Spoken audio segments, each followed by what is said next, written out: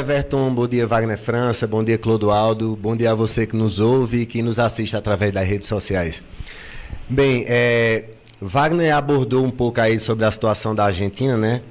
E o retrocesso que os trabalhadores estão passando por lá. Eu gostaria de fazer uma linha do tempo resumida aqui das lutas dos trabalhadores no Brasil, seus avanços e seus retrocessos, né? Vale salientar que o trabalho nem sempre foi remunerado, né? A gente infelizmente tem um país que foi recordista no tempo, né, de escravidão, mais de 300 anos de escravidão, né? Mas que desde aquela época havia resistência, né? Havia fugas, revoltas, né? Criação de quilombos, resistência pela cultura, pela religiosidade, né? Então, já trazendo aqui para o Brasil República, já, né? Após a abolição, a gente nota um processo de industrialização, de forma incipiente, de forma muito inicial, mas um processo de industrialização do país, que aí começam a surgir várias classes de trabalhadores, né? Então, no início do século XX, já em 1906, a gente tem o primeiro Congresso Operário Brasileiro, realizado na cidade do Rio de Janeiro. Para você ter ideia, esse congresso, para 1906, ele teve uma boa representatividade. Foi cerca de 28 delegações, com 56 delegados, né? E já em 1917, a gente tem a primeira greve geral do país, realizada na cidade de São Paulo, né? Uma grande passeata.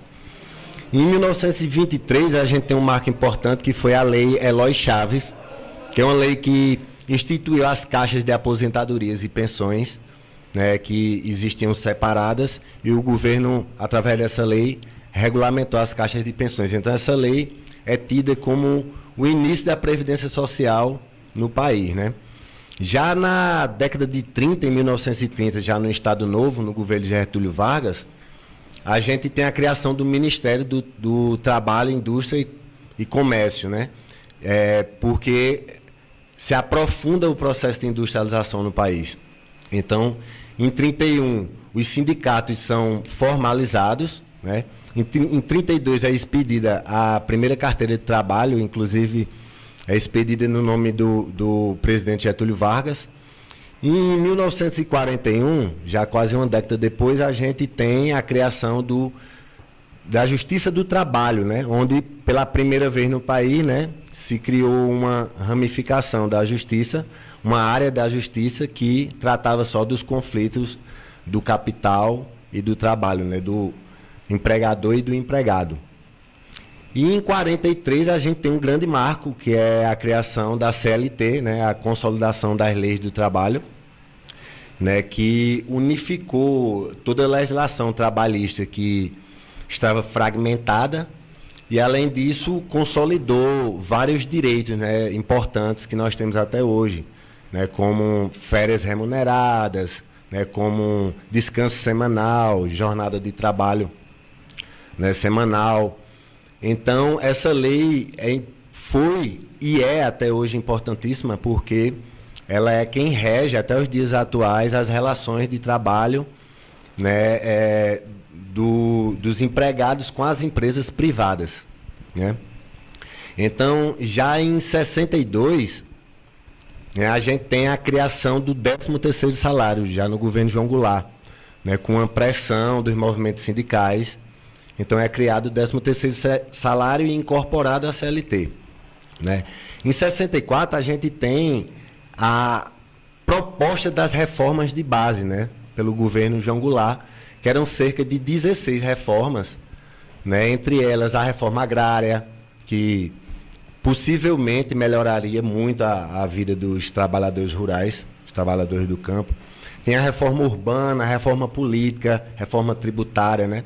Eram cerca de 16 reformas que, com certeza, iriam alavancar o país. Só que, em seguida, acontece o golpe de 64, né? E a ditadura militar é instalada no país, um governo militar, e uma ditadura que durou 21 anos, né? De 64 a 85. Então, já durante a ditadura, em 78, eclode no ABC Paulista um movimento grevista, né, dos metalúrgicos do ABC Paulista, cujo, nesse movimento, emerge um líder, que é Luiz Inácio Lula da Silva, nosso atual presidente, né? E essas greves, né, do final da década de 70 e durante a década de 80, ela se dava pela política de arroz salarial do governo militar, né? Embora houve uma política de crescimento econômico, mas essa política, em contrapartida, era em cima de um arroz salarial. Então, a cada ano, a inflação subia e o salário do trabalhador continuava congelado. Então, eclodiram essas guerras, esses protestos, né, e essas greves em busca de melhores salários.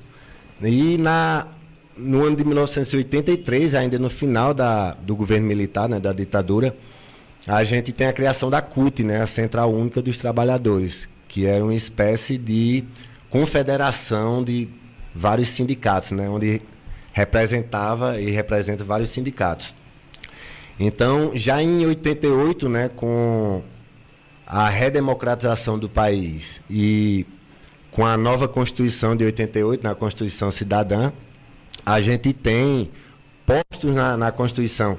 Além de o trabalhador ter tido um ganho excelente na área de saúde, como a criação do SUS, nas áreas de cidadania, ele teve posto na Constituição, na letra da Constituição, vários direitos da CLT, né, os principais direitos, como 13º, né, férias, remuneração. Então, isso é importante porque ficou mais difícil de ser alterado, né?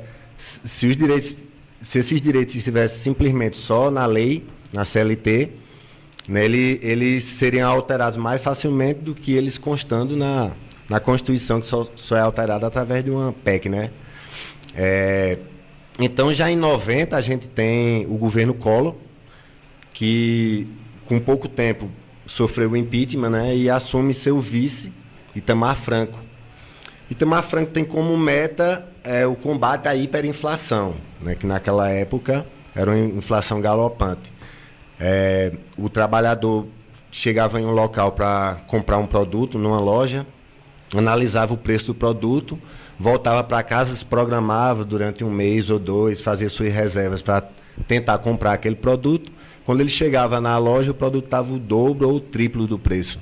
Então, o trabalhador perdeu muito seu poder de compra nesse período.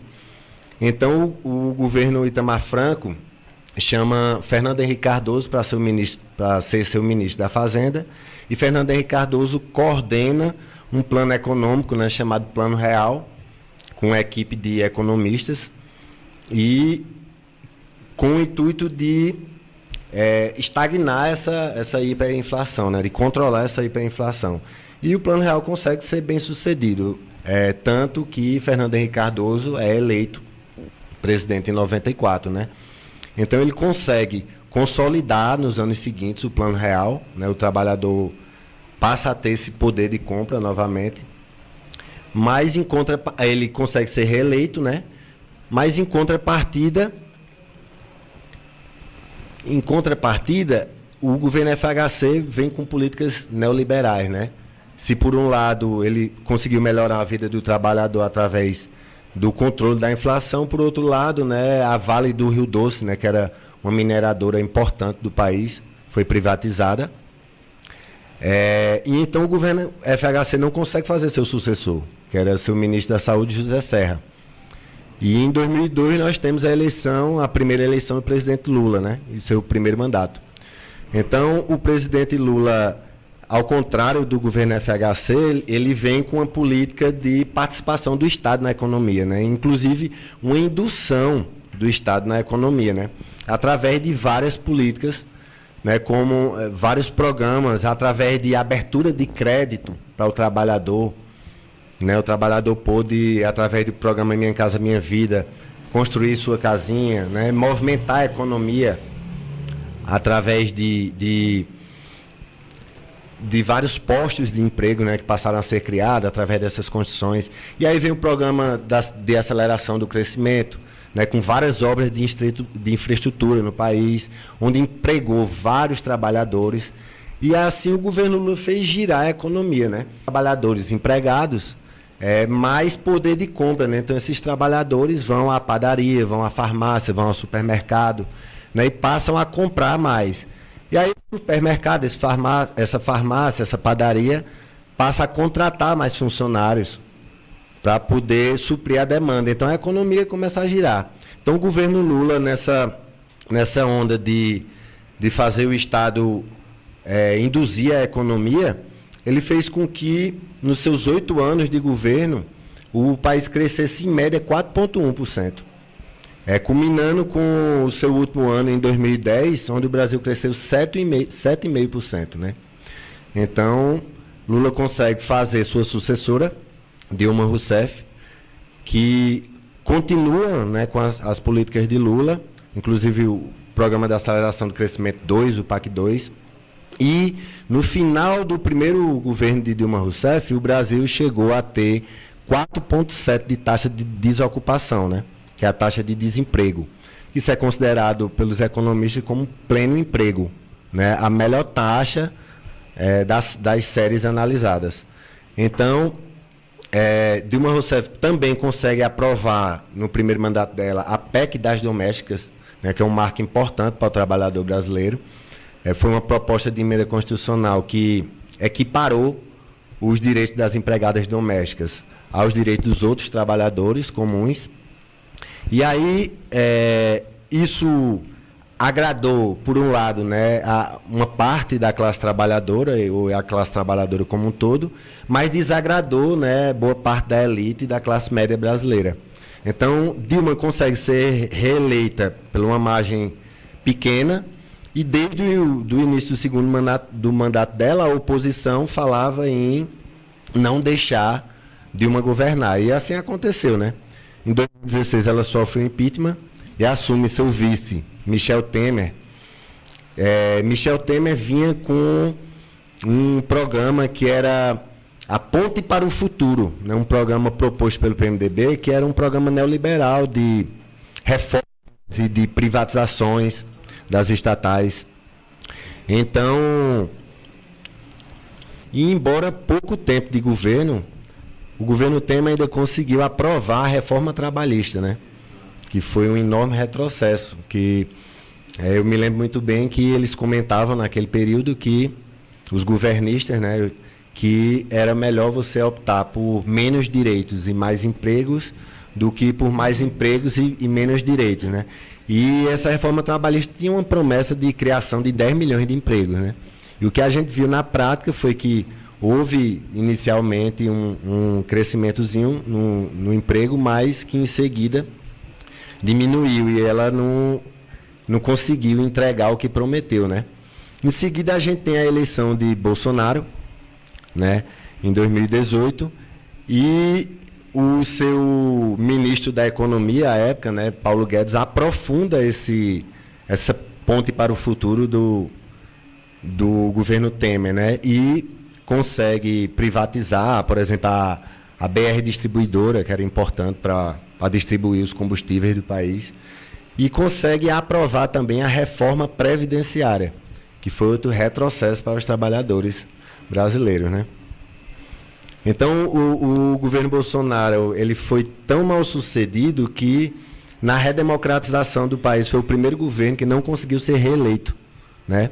E, em seguida, em 2022, a gente tem a eleição do atual mandato, do presidente Lula, né, que conseguiu aprovar a reforma tributária, que, ao contrário das duas reformas anteriores, ela não retira direito dos trabalhadores e, pelo contrário, ela faz com que o trabalhador tenha mais renda, né, à medida que quem ganha R$5.000 ou abaixo desse valor não é obrigado mais, a partir de janeiro de 2026 agora, não é mais obrigado a contribuir com o imposto de renda. Para você ter ideia, são cerca de 84% dos trabalhadores formais brasileiros, né? Então o governo Lula consegue também, atualmente o país está em uma taxa de desocupação, ou seja, a taxa de desemprego, né, em 5,7%, a média de 2025, e no último trimestre de 2025 caiu para 5,1%, né, quase pleno emprego. E, por último, são as lutas dos trabalhadores que nós nos encontramos nesse momento, né? Como, por exemplo, o fim da escala 6x1, né, que está tramitando no Congresso Nacional, que é um projeto da deputada federal Érica Hilton, e que tem o apoio do governo federal. Então, os trabalhadores se encontram nessa luta no momento pela aprovação do fim da escala 6x1. E também a pauta do projeto da pejotização, né, que está tramitando no STF, né, a ação sobre a pejotização. Então, depois de fazer essa longa explanação aqui,